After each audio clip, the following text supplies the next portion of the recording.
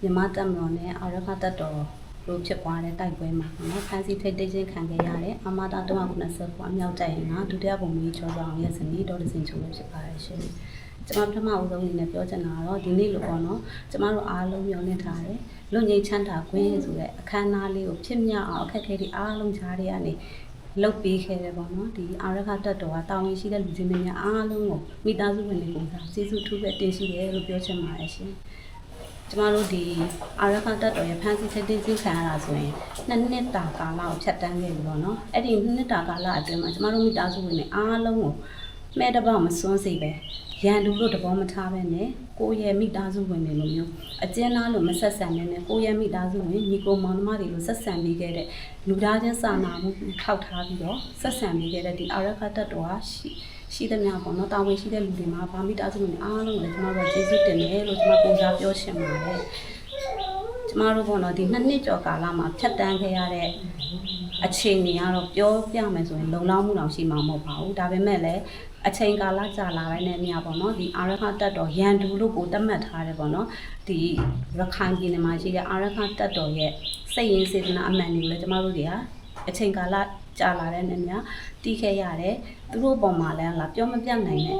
ကျေးဇူးတင်မှုတွေနဲ့ဒီနေ့ထိရင်ထဲမှာတကယ်ကိုပေါ့နော်စစ်မှန်တဲ့ကျေးဇူးတင်မှုတွေနဲ့လည်းကျမရင်ထဲမှာအပြည့်ရှိပြီးရပေါ့ပြီးတော့ကျမတို့ဒီမိသားစုဝင်တွေထဲမှာဆိုရင်အဓိကပြောချင်တာပေါ့နော်မိသားစုဝင်တွေထဲမှာဆိုအရွယ်ရောက်ပြီးသားမိန်းမပြိုလေးတွေသမီးပြိုလေးတွေအများကြီးပါတယ်ဒါပေမဲ့လည်းဒီ2နှစ်ကျော်ဆိုတဲ့ကာလအတွင်းမှာအာရခတပ်တော်တပ်ဖွဲ့ဝင်တွေရဲ့ပေါ့နော်ကိုကြီးစောင့်ရှောက်မှုပဲရခဲ့တာပါကျမတို့ဟလာဘဒူးမှလည်းထိပါရီးပါခြင်းမပြုတ်ခဲ့သလိုဘဒူးမှလည်းစကားဖြစ်တော်လကောင်ကိုအမူအရာနဲ့တော်လကောင်ထိပါစကားခြင်းမခံခဲ့ရပါဘူးအဲ့ဒီအချက်အတွက်ပေါ့နော်မိဘတွေကိုစားကျမအရန်ကိုကျေးဇူးတင်တယ်လို့အာရခတပ်တော်ကြီးလည်းပြောချင်ပါတယ်ပြီးတော့ကျမတို့ဒီတိုက်ပွဲကာလမှာပေါ့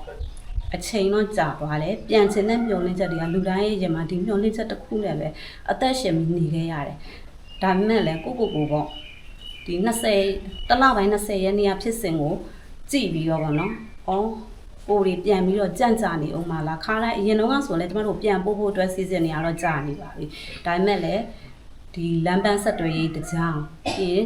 ရခိုင်ပြည်နယ်မှာဖြစ်နေတဲ့တိုက်ပွဲတွေနေရာအနှံ့မှာဗောနော်ဖြစ်နေတဲ့တိုက်ပွဲတွေတကြားရခိုင်ပြည်နယ်မှာဖြစ်နေတဲ့တိုက်ပွဲတွေကြောင့်လည်းဗောနော်အမျိုးမျိုးကြန့်ကြာမှုတွေကြုံခဲ့ရတယ်ဒီ20ရက်နေ့ဖြစ်စဉ်ဆိုရင်လည်းကျမတို့ရဲ့မျှော်လင့်ချက်တွေဆုံးရှုံးပြီလားလို့တောင်ကျမတို့လည်းတကယ်ထင်ခဲ့မိတယ်ပေါ့နော်ဒါမဲ့လည်းဒီနေ့ဒီချိန်မှာပေါ့မင်္ဂလာရှိစွာနဲ့ဒီလိုလွတ်ငြိမ်းချမ်းသာဝင်ပေးတော့မယ်